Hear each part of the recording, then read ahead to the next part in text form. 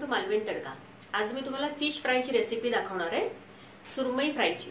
त्याला king fish पण म्हटलं जातं। आपण साहित्य बघूया। सुरमई फ्रायसाठी मी इथे 5 सुरमईच्या तुकड्या घेतल्यात।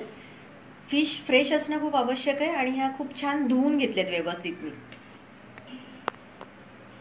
मी फिश मॅरिनेशनसाठी आलं लसूण मिरची कोथिंबीरची पेस्ट घेतली आहे। चवीपुरतं मीठ आहे, अर्धा टीस्पून हळद आहे, 1.5 टीस्पून लाल तिखट आहे, हे कोकमाचा रस आहे आगळ, पण कोकम तुमच्याकडे नसेल तर तुम्ही लिंबाचा रस पण वापरू शकता। अर्धी वाटी तांदळाचं पीठ आहे आणि हे पाव वाटी रवा आहे। आता आपण हे फिश मॅरिनेट करून घेऊया। त्याच्यासाठी मी हे कोकमचा रस टाकून घेणार आहे। त्याच्यानंतर मी आलं लसूण पेस्ट टाकून घेते।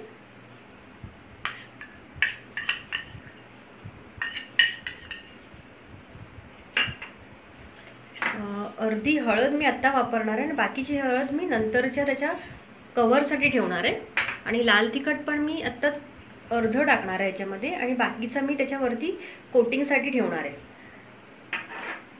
थोडं मीठ टाकून घेते।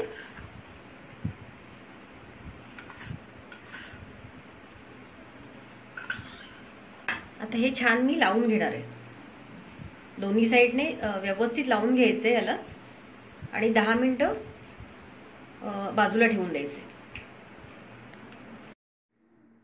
ह्या मी मॅरिनेट करून बाजूला ठेवल्यात तुकड्या। तोपर्यंत मी आता ह्याच्या कव्हरिंगसाठी सारण बनवून घेणार आहे। आता ही मी एक प्लेट घेतली आहे, त्याच्यामध्ये मी तांदळाचं पीठ घेते, रवा मिक्स केलाय, लाल तिखट, हळद आणि मीठ आपण ऑलरेडी मॅरिनेशनच्या वेळी लावलेलं आहे, त्याच्यामुळे आता थोडंसं कमी घ्यायचं मीठ आणि हे चांगलं मिक्स करून घेणार आहे मी। आता हे मिश्रण खूप छान मिक्स झालंय।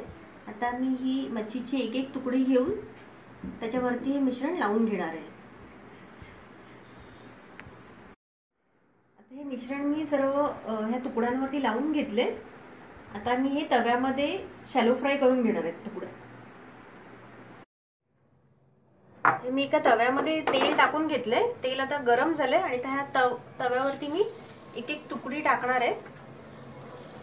मी स्लो गॅसवरती छान अगोदर एका साइडने भाजून घेणार आहे आणि नंतर मग त्या पलटी करायच्या दुसऱ्या साइडने भाजण्यासाठी।